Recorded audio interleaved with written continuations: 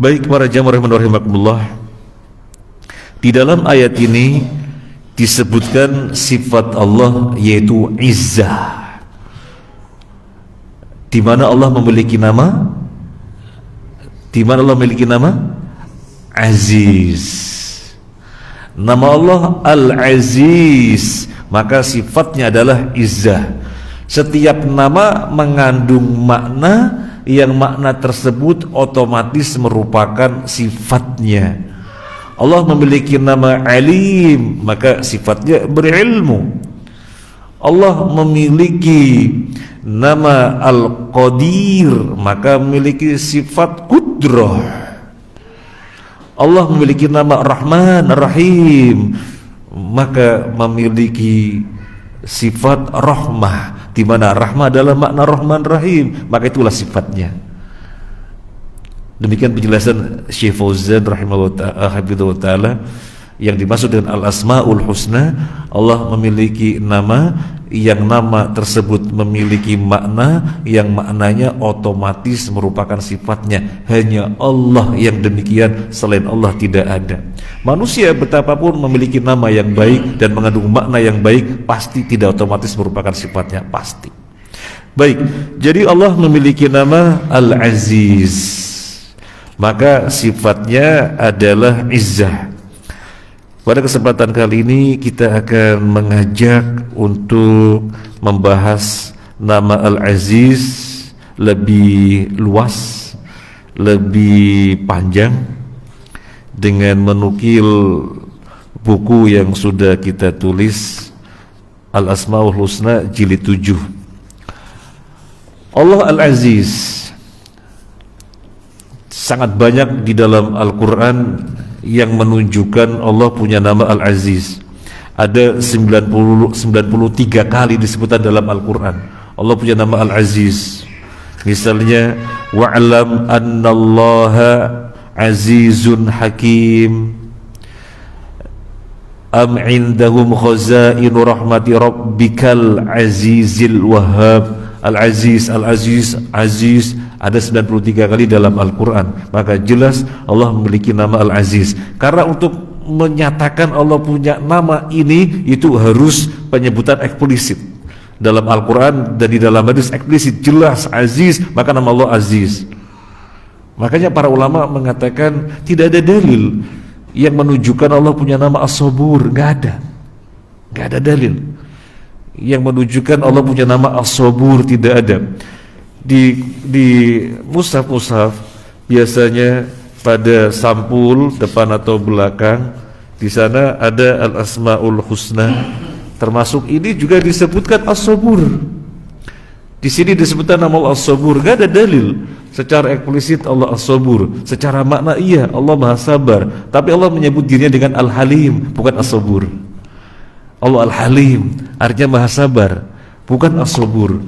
Harus mendatangkan dalil kalau menyatakan Allah punya nama As-Sabur. Gak ada dalil. Baik, ada 93 kali dalam Al-Quran Allah menyebut dirinya dengan Al-Aziz. Secara bahasa, Aziz yang masdarnya adalah Izzah, artinya banyak, artinya kuat, kokoh, menang, tidak ada tandingannya, mulia, bernilai tinggi, perkasa dan jarang adanya. Ini seputar makna Al-Aziz yang masdarnya adalah Al-Izzah, kuat, perkasa, kokoh, menang, tidak pernah terkalahkan, tidak ada tandingannya, jarang terjadi. Itu makna-makna seputar Al-Aziz. Ini secara bahasa. Contoh dalam surat Shad ayat 23, wa'azzani fil khitab. Ini kan tentang dua orang, yang satu punya 99 kambing, yang satu punya 1 kambing. Keduanya berdebat. Yang 99 kambing mengalahkan yang punya 1 kambing, Maka ketika lapor kepada Nabi Sulaiman, wa azzani fil khitab, dia mengalahkan aku di dalam perdebatan. Azza, mengalahkan. Maka aziz adalah menang. Ini secara bahasa. Wa azzani, azza ya'izzu izzah, wa ma'izzan fahuwa aziz, artinya menang. Kemudian kita lihat di dalam surat Yasin ayat 14, fakadzabuhuma fa'azzazna bitsalitsin. Mereka suatu kaum mendustakan dua orang utusan. Fa'azzazna bitsalits, maka kami kuatkan dengan orang yang ketiga. Maka aziz artinya kuat. Ini tentang Nabi Isa alaihissalatu wassalam yang sesungguhnya berada di suatu tempat yang Allah kehendaki. Tetapi dengan kekuasaan Allah, Nabi Isa masih bisa mengutus utusan untuk berdakwah. Diutuslah 2 orang ke suatu kaum. Tetapi kaum itu mendustakan, fakadzabuhuma, mendustakan 2 orang utusan Nabi Isa. Maka Allah perkuat dengan orang yang ketiga. Fa'azzazna, kami kuatkan dengan ketiga. Jadi aziz artinya kuat. Kemudian orang Arab kalau bilang jarang, azza asyai'u, maka aziz artinya jarang adanya atau tidak ada tandingannya. Jadi secara bahasa mana al-aziz seputar mana makna yang tadi. Sekarang al-aziz sebagai nama Allah artinya apa atau maksudnya apa? Al-Aziz sebagai nama Allah. Yang pertama, Allah adalah zat yang tidak ada sesuatu pun yang melemahkannya. Allah Al-Aziz artinya Allah adalah zat yang tidak ada sesuatu pun yang melemahkannya. Di dalam surat Fatir ayat 44 Allah berfirman, "Wa ma kana Allahu liyu'jizahu min syai' fis samawati wala fil ard innahu kana 'aliman qadira." Dan tidak ada sesuatu pun yang dapat melemahkan Allah, baik yang di langit ataupun yang di bumi. Maka coba diperhatikan, orang-orang Yahudi mereka melakukan gerakan luar biasa agar Nabi Isa dan seluruh murid-muridnya dibunuhin. Maka mereka mengejar Nabi Isa untuk ditangkap, dibunuh dan disalib. Karena di dalam ajaran Yahudi penyaliban itu diberlakukan untuk 2 macam orang.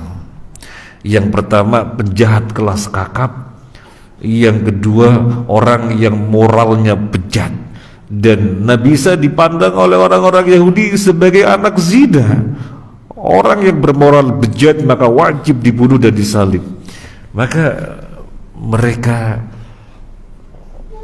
mengejar Nabi Isa, tinggal dicawuk saja, bahasa kita dicawuk gitu ya, dicawuk saja begitu. Apa yang terjadi?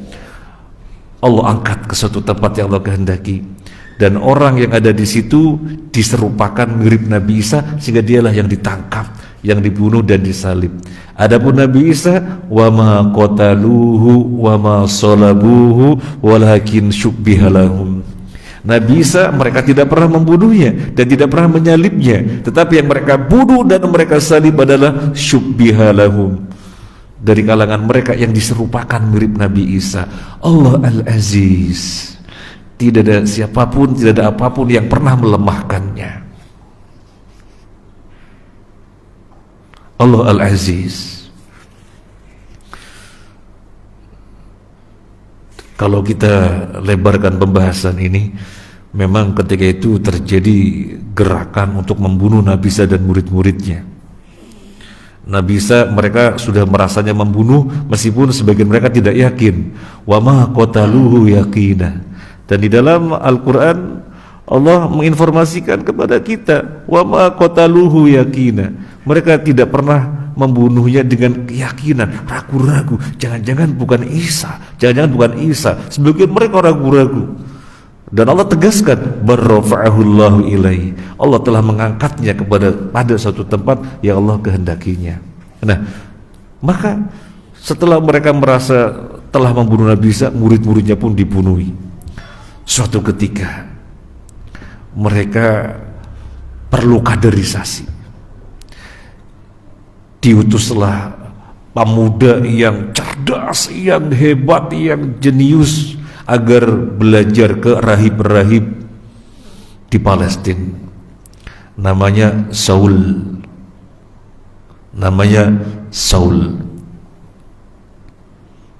Kalau Syekh Utsman Khamis menyebutnya, beliau menyebutnya Syawul, saya agak lupa ketika doroh yang lalu. Beliau menyebutnya Syawul. Kita membacanya Saul. Dia berangkat menuju Palestina. Di tengah jalan dia pingsan. Kemudian sama pedagang-pedagang yang satu arah melakukan perjalanan, lihat orang pingsan ya ditolong, diangkat. Sampai di pintu pasar di Palestina, orang-orang yang mau dagang nggak mau disibukkan, ini orang pingsan gimana? Sementara mereka mau dagang.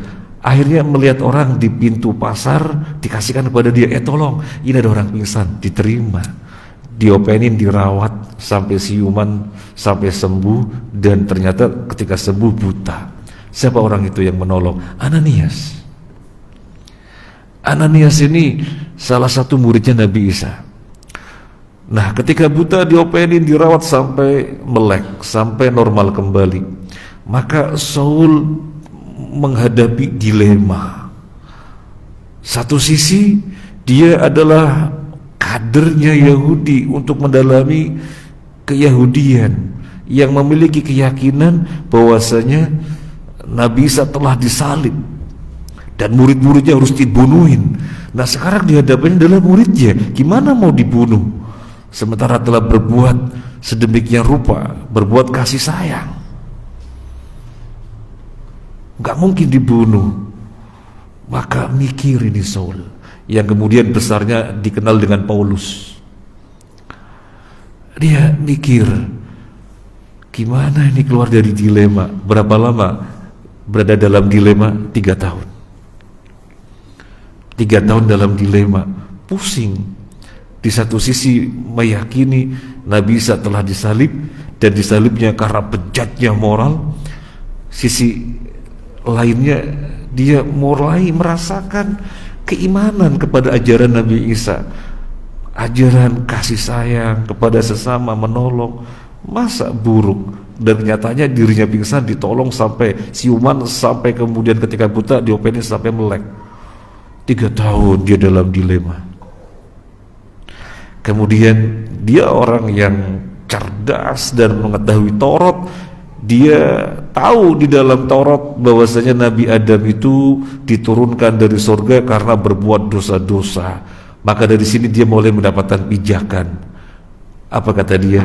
Penyaliban itu ada, tapi bukan karena kebejatan moral, tetapi untuk sesuatu yang suci. Maunya Saul, dia pengen berada di tengah-tengah, menyenangkan Yahudi juga menyenangkan Nasrani. Dia pengen menyenangkan Yahudi dengan mengatakan penyaliban itu ada dan Nabi Isa telah disalib. Cuma Saul tidak mau mengatakan karena kebejatan moral, tidak, untuk suatu kesucian. Maunya menyenangkan Nasrani, meskipun Nasrani juga tidak pernah senang karena mereka meyakini terjadi mukjizat.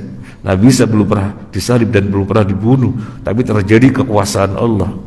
Dan juga tidak pernah menyenangkan Yahudi, karena Yahudi meyakini penyaliban karena kebejatan moral. Tapi dia berusaha untuk bisa menyenangkan keduanya. Sekarang dia berpikir lagi, telah menyatakan penyaliban itu untuk suatu kesucian. Kesucian apa? Dia berpikir. Maka muncul dogma yang kedua, penyaliban untuk penebusan dosa.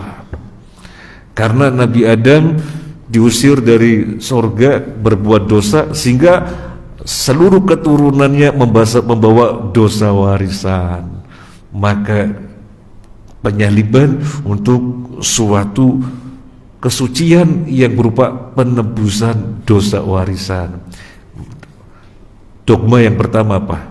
Dogma yang pertama adalah penyaliban, yang kedua dosa warisan, dan seterusnya. Ada berapa dogma? 7 mungkin ya, yang mempelajari kristologi sangat paham itu. Saya hanya membaca percakapan antara seorang Katolik dan seorang Protestan yang kemudian keduanya masuk Islam. Jadi dogma dalam Kristen itu dibikin, dirumuskan oleh orang bingung, orang Yahudi yang bingung, yang kemudian melahirkan dogma-dogma yang ada berapa itu. Baik, kita lanjutkan. Jadi Al-Aziz, Allah zat yang pernah, Allah zat yang tidak pernah ada apapun melemahkannya. Coba kita juga bisa melihat Fir'aun,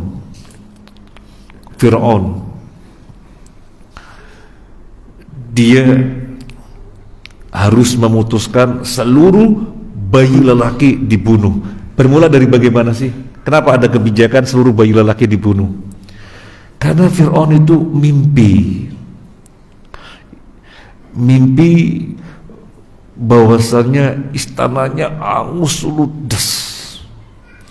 Maka dikumpulkan orang-orang yang bisa mentakwil mimpi, tukang-tukang sihirnya. Mereka menyampaikan akan ada muncul seseorang yang membinasakan kekuasaan Anda, menghanguskan kekuasaan Anda. Terus bagaimana pendapat kalian? Tidak ada jalan kecuali setiap bayi laki-laki lahir dibunuh. Itu satu-satunya jalan. Dan Fir'aun iyakan, iya. Akhirnya keputusan istana menyatakan setiap bayi lahir dibunuh. Dan ternyata seorang bayi yang justru akan menghancurkannya diopeni oleh dia di dalam istana Allah Al-Aziz. Allah Al-Aziz, tidak ada apapun siapapun yang melemahkannya. Dia yang akan menghancurkannya, malah diopeni di dalam istana. Setiap bayi lahir bunuh, setiap bayi lahir bunuh, setiap bayi lahir bunuh, sehingga beberapa waktu kemudian Fir'aun dengan kerajaannya nggak ada orang laki-laki, yang ada wanita semuanya. Akhirnya mereka risau, lah gimana nggak ada lelaki? Siapa yang kerja ini? Siapa ini? Siapa ini? Nggak ada lelaki. Akhirnya mereka musyawarah lagi. Terus gimana? Akhirnya keputusannya diubah. Jangan setiap bayi yang lahir dibunuh. Terus bagaimana? Gantian. Tahun ini bayi yang lahir dibunuh, tahun depan dibiarkan, tahun depannya lagi dibunuh, tahun depannya lagi dibiarkan. Dan Musa alaihissalatu wassalam lahir pas tahun bayi yang laki harus dibunuh. Itu lahirnya pas itu. Makanya ibunya diperintahkan membuangnya ke sungai. Allah jaga. Nah, Nabi Harun lahir di tahun yang lelaki tidak dibunuh. Maka tidak ada permasalahan dengan Nabi Harun. Yang ada permasalahan dengan Nabi Musa di tahun yang sesuai keputusan bayi lahir dibunuh. Jadi gantian. Maunya biar tetap ada lelaki. Sudah kita adzan dulu, nanti kita lanjutkan insyaallah. Wassallallahu Muhammadin wa alihi wasallam.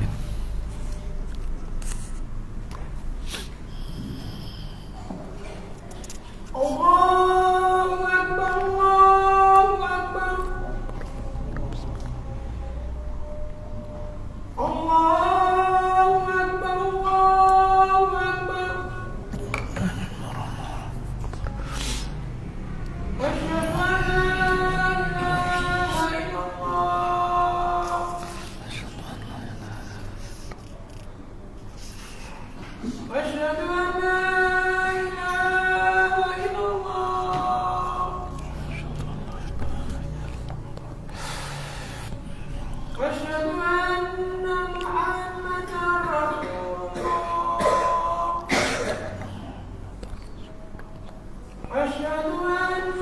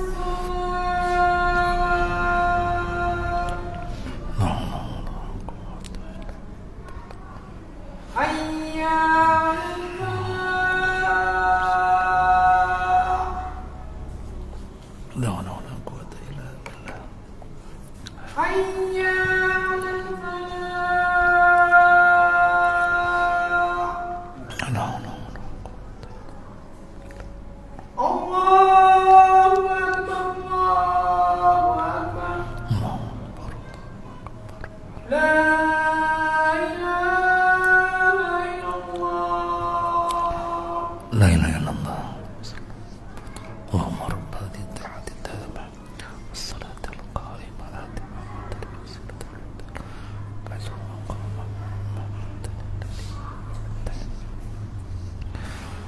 Bismillah walhamdulillah wassalatu wassalamu ala rasulillah wa ala alihi wa ashabihi wa mawalah wa la hawla wa la quwata illa billah. Allahumma inna nas'aluka ilman nafi'a wa rizqan thayyiban wasi'a wa amalan mutaqabbala. Allahumma inna nas'aluka al-huda wa tuqa wal afafa wal ghina. Allahumma la sahla illa ma ja'altahu sahla wa anta taj'alul hasna idza syi'ta sahla. Amin ya rabbal alamin. Para jamaah rahimakumullah. Ya, mumpung ingat, sebelum kita lanjutkan, ini mumpung ingat, kalau misalnya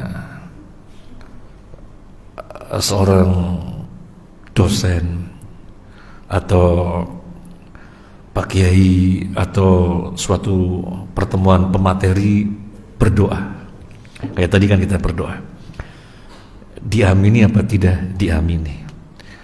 Tetapi angkat tangan apa enggak? Enggak. Tidak angkat tangan. Mengamini saja, tapi tidak angkat tangan. Sebagaimana ketika khutbah, khotibnya berdoa dengan isyarat satu telunjuk jari. Bukan begini.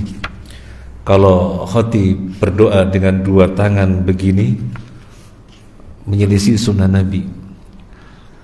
Seorang tabi'in sebagai khalifah ketika itu berdoa ketika khutbah Jumat dengan mengangkat dua tangan, maka para sahabat yang melihatnya, salah satu di antara mereka mengatakan, semoga Allah menjadikan tanganmu buntung, karena menyelisih petunjuk Nabi. Berdoa ketika khutbah itu dengan satu telunjuk jari. Nah, yang mau kita sampaikan juga adalah jamaahnya kan mengamini, Allahumma fir lil mu'minina wal mu'minat, amin. Ya Hayyu ya Qayyum bi rahmatika nastaghitsu, amin. Jamaah mengamini. Angkat tangan apa tidak? Jawabannya tidak angkat tangan. Tetapi di masjid-masjid yang kita jumpai, ketika khatibnya berdoa, para jamaah mengamini dengan angkat tangan. Itu tidak sesuai. Tidak angkat tangan.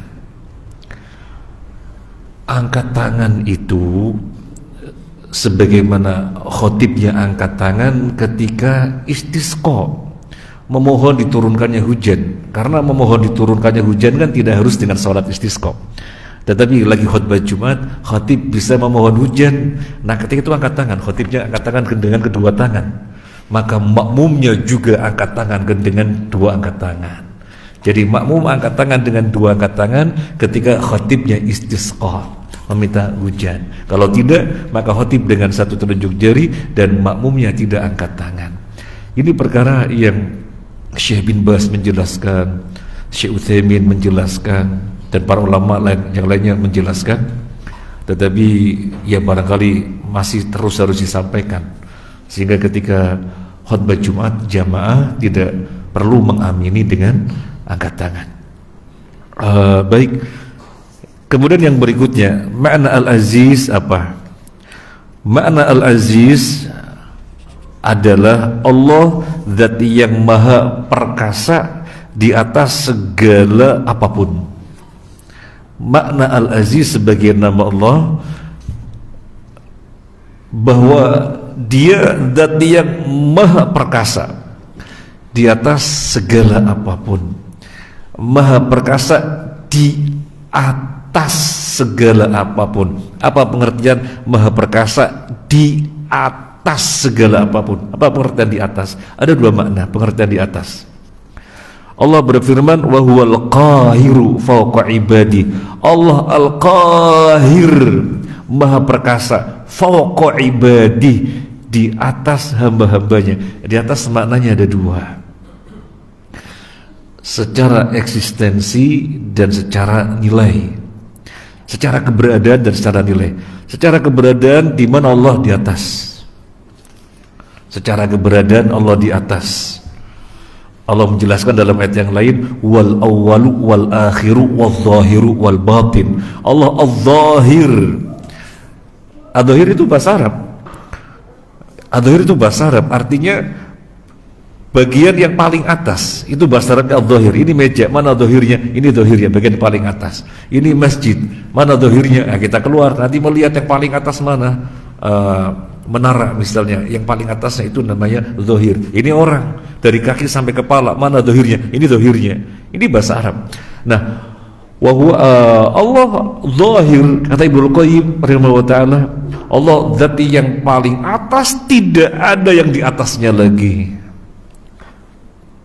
Allah zat yang maha tinggi, nggak ada yang lebih tinggi lagi. Nah, kembali kepada pembahasan kita. Allah maha perkasa di atas hamba-hambanya. Di atas, yang pertama secara keberadaan, Allah di atas arsy. Langit yang pertama ke langit yang kedua jaraknya 500 tahun. Dengan kendaraan apa? Allah alam. Katakan dengan kendaraan yang ada ketika Nabi bersabda, dengan kuda atau onta. 500 tahun itu perjalanan dari Keputih sampai mana? 500 tahun. Kemudian langit yang kedua, ketiga, tiga, keempat, empat, kelima, lima, keenam, enam, ketujuh, jaraknya semuanya 500 tahun. Ketebalan masing-masing langit sendiri 500 tahun. Jadi jarak langit ke langit 500 tahun, ketebalannya sendiri 500 tahun. Kemudian di atas langit ada kursi. Di atas kursi ada alma atau bahar. Di atas alma atau bahar. Jadi dalam hadis Nabi menyebutnya al-bahar. Dalam Al-Quran Allah menyebutnya alma. Wa arshuhu alal ma'i liyabluwakum ayyukum ahsanu amala. Dalam surat Ar-Ra'd. Di atas alma baru ada arsy. Allah di atas arsy. Gak bisa kita membayangkan dengan akal kita. 7 langit dibandingkan kursi yang ada di atasnya, kata Nabi SAW, seperti 7 koin ditaruh di tameng. Bahasa kita nampan lah, nampan atau piring besar. Itu 7 koin ditaruh di tameng. Nah, kemudian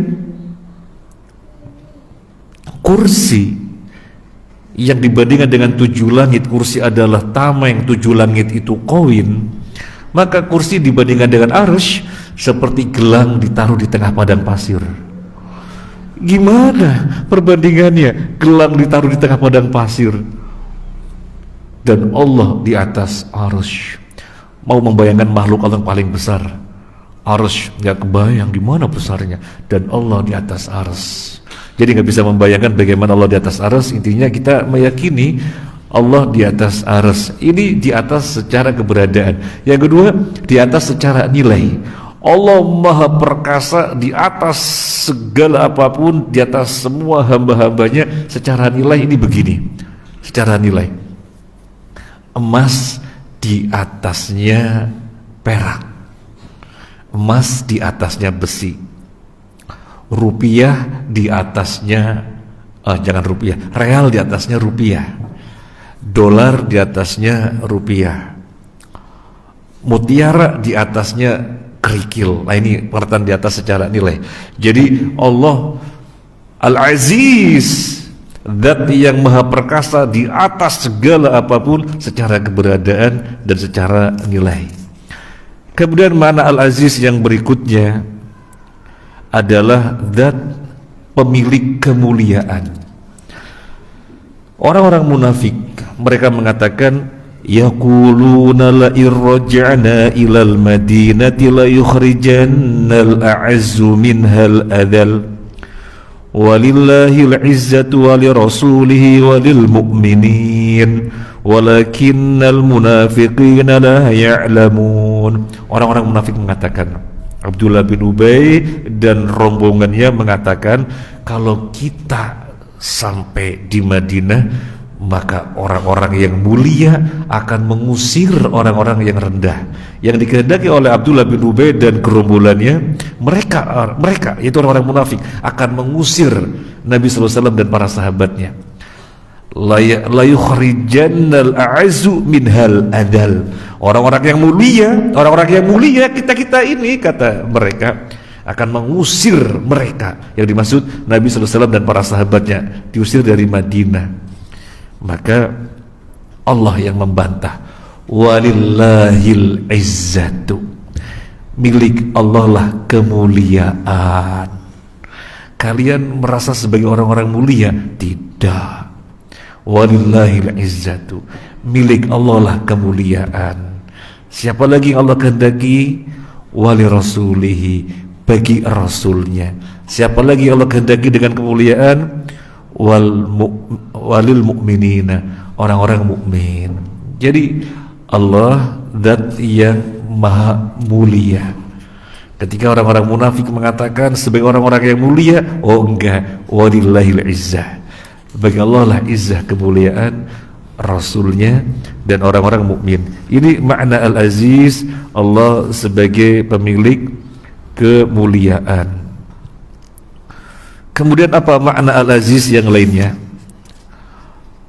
Allah zat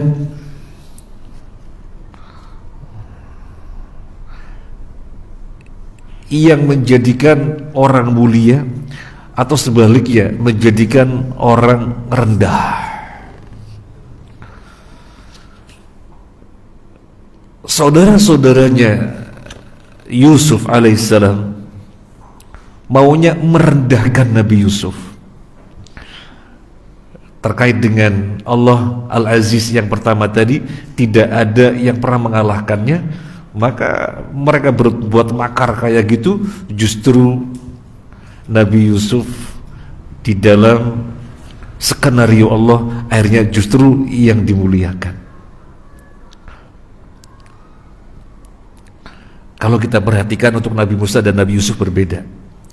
Untuk Nabi Musa Allah berfirman, falamma balagha asyuddahu wastawa. Lihat Al-Quran tentang Nabi Musa, falamma balagha asyuddahu wastawa atainahu hukma wa ilma.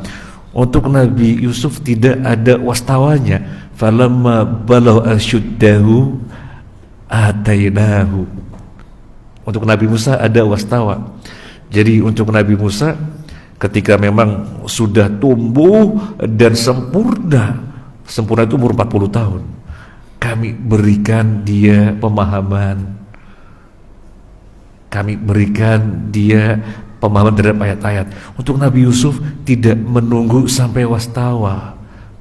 Maka di dalam Al-Quran falamma balu asyuddahu, gak ada wastawanya. Coba dilihat.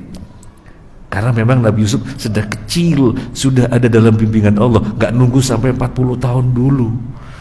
Karena sejak kecil sudah dikucilkan oleh keluarganya, oleh kakak saudara-saudaranya, maka dalam bimbingan Allah.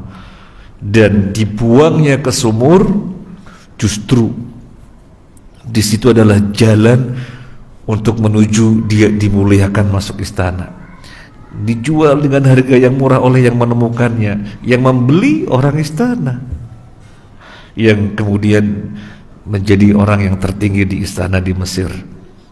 Nah, Allah Al-Aziz, zat yang maha perkasa, menjadikan orang siapa yang dikehendakinya mulia dan menjadikan yang lainnya dengki, atau yang lainnya rendah, maksudnya menjadikan yang lainnya rendah. Para jamaah rahimakumullah, sedikit melebarkan tentang Nabi Yusuf. Ayahnya Nabi Yakub tahu apa enggak? Maksudnya percaya apa enggak ketika saudara-saudaranya datang, ayah Yusuf dimakan serigala, ini bajunya penuh dengan darahnya, bajunya penuh dengan darah, Yusuf dimakan serigala, ayah. Nabi Yakub percaya apa enggak? Nabi Yakub percaya apa enggak? Enggak percaya. Kenapa tidak percaya? Yang pertama sudah diceritain oleh Nabi Yusuf bahwasanya dia melihat matahari dan bulan dan 11 bintang semuanya sujud kepadanya. Ini pada saatnya nanti akan terjadi demikian kemuliaan Yusuf. Kalau dimakan serigala berarti mati. Enggak, ayahnya enggak percaya. Kemudian yang menjadikan ayah tidak percaya apa? Bajunya itu utuh, enggak ada sobek-sobek sama sekali. Bajunya utuh, nggak ada sobek-sobek sama sekali. Kalau dimakan serigala pasti ada perubahan pada baju, sobek dan yang lainnya. Nggak ada. Maka ayahnya tambah sedih, sehingga mengatakan sobrun jamil, kesabaran yang luar biasa. Kenapa kesabaran yang luar biasa? Karena yang berbuat makar bukan siapa-siapa, tapi anak-anaknya sendiri. Yang berbuat makar anak-anaknya sendiri. Maka ya Nabi Yakub mengatakan sobrun jamil. Kalau yang berbuat makar orang lain wajar dalam tanda petik, wajar dalam tanda petik. Tapi yang berbuat makar anaknya sendiri, sobrun jamil. Kesabaran yang harus luar biasa.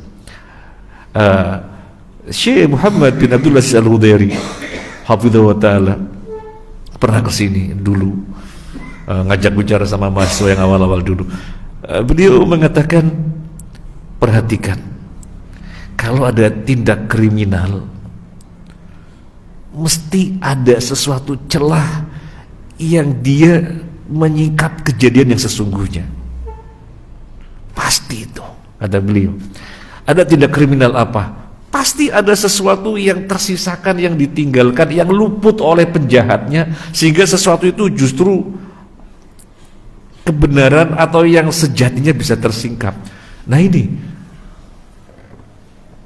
Nabi Yusuf, bajunya dibawa, dan penjahatnya yaitu saudara-saudaranya lupa, tidak menyobek, sehingga ayahnya mana mungkin dimakan serigala bajunya utuh. Jadi ada sesuatu yang sesungguhnya merupakan celah, yang disitulah Allah sebenarnya memberi jalan untuk hakim menyingkapnya. Makanya beliau mengatakan, wahai para hakim, jelilah kalian. Tidak ada tindak kriminal kecuali pasti Allah sisakan suatu celah tertentu yang di situ Anda bisa menyingkap kejadian yang sesungguhnya. Contoh lagi, Yusuf alaihissalatu wassalam ketika dirayu oleh Imratul Aziz, dan Nabi Yusuf berlindung kepada Allah agar selamat, menolak sampai lari, kemudian ditarik dari belakangnya sehingga belakangnya robek. Pas pintu dibuka, raja lagi di situ. Maka dia langsung mengatakan, wahai raja, hukuman apa yang paling pantas untuk orang yang sangat zalim, ngawur kepada orang istana, kepada permaisurimu. Ada yang mengatakan bukan permaisurinya, tetapi selir. Karena Allah menyebutnya Imro'atul Aziz, wanitanya Al-Aziz, sehingga ada tafsir yang mengatakan bukan istrinya. Wahai raja, hukuman apa yang pantas untuk orang yang ngawur semacam ini? Loh kenapa? Dia mau berbuat ngawur kepada aku. Dia langsung mengatakan penjara yang paling pantas. Dia luput sesuatu, bahwasanya kalau tindak kriminal apapun Allah sisakan sesuatu yang dari situ qadhi, hakim bisa menyingkap. Kemudian dilihatnya, lah yang robek bagian belakangnya kok, masa dia yang ngawur? Berarti dia yang jadi objek, karena yang robek bagian belakangnya. Kalau dia sebagai subjek, pelaku, pasti yang robek depannya. Jadi tidak kriminal apapun, kata beliau, wahai qadhi, wahai hakim, jelilah, Allah sisakan sesuatu yang dari situ Anda bisa menyingkap. Allahu a'lam. Ini saja yang bisa kita bahas. Jadi kita banyak membahas tentang Allah Al-Aziz, ya, Allah zat yang maha perkasa, Allah zat yang maha kuasa, dan yang semakna dengannya. Kita bahas satu ayat saja. Sebenarnya kita pengen membahas As-Sami' Al-Alim. Allah As-Sami', Allah Al-Alim. As-Sami' dalam pengertian Allah mendengar dengan pendengaran, Allah mendengar dengan pendengaran. Sebagaimana Allah Al-Alim berilmu, memiliki ilmu, maka Allah As-Sami' memiliki pendengaran. Cuma pendengarannya tidak sama dengan pendengaran manusia. Soalnya Asy'ariyah mengatakan Allah As-Sami', Allah mendengar tanpa pendengaran, Allah melihat tanpa penglihatan. Sebagaimana Allah ada tanpa tempat, tanpa arah. Itu kan Asy'ari itu ya. Maka kita sampaikan Nabi SAW ketika membaca laisa kamitslihi syai'un wa huwas samiul basir, Syekh Utsaimin menukil hadis ketika Nabi membacakan ayat ini. Nabi itu begini, wa huwas sami', wa huwas sami' al-basir. Nabi sampai begitu. Ini Syekh Utsaimin ketika menjelaskan menukil hadis Nabi mempraktekkan ketika membaca as-sami', Allah as-sami' al-basir. Maksudnya as-sami' sebagaimana kita memahami as-sami' mendengar, bukan pemahaman yang lain. As-sami' memiliki pendengaran, cuma tidak sebagaimana pendengaran kita. Al-basir, kita memahami al-basir apa? Kita memahami al-basir sebagaimana kita memahami. Maka Nabi begini, al-basir, Allah melihat sebagaimana kita memahami melihat. Tetapi laisa kamitslihi syai'un, tidak ada sesuatu yang sama dengan dia. Kalau orang Asy'ari tidak demikian. Sampai Allah berbicara, nah kita sudah singgung pada pertemuan yang lalu, Allah berbicara nggak ada suara, nggak ada huruf. Jadi pembicaraan Allah itu hadithun nafsi, bicara kejiwaan. Nabi yang memahaminya kemudian mentafsirkannya wujudnya Al-Quran, mentafsirkannya wujudnya Taurat, Zabur, Injil. Jadi nggak ada suara, nggak ada huruf, tapi nabi-nabi yang mentafsirkannya. Jadi ini Al-Quran adalah tafsiran Nabi. Astagfirullah. Dan kita sudah bahas, intinya memahami tentang asma wa sifat itu justru banyak yang terjerumus tersesat. Banyak yang terjerumus tersesat sebagaimana memahami takdir. Orang memahami takdir banyak yang keliru sehingga terjerumus ke dalam Jabriyah atau Qadariyah. Kalau orang memahami asma wa sifat terjerumus kalau kita tidak Jahmiyah, Mu'tazilah, Asy'ariyah. Maka perlu ngaji dengan benar, ngaji dengan baik. Ini saja yang bisa kita sampaikan, semoga bermanfaat. Terima kasih atas kebersamaannya. Kalau yang saya sampaikan benar tentunya dari Allah, kalau ada yang salah maka dari saya sendiri, dan saya minta ampun kepada Allah Azza wa Jalla. Subhanakallahumma wa bihamdika asyhadu an la ilaha illa anta astaghfiruka wa atubu ilaik. Assalamualaikum warahmatullahi wabarakatuh.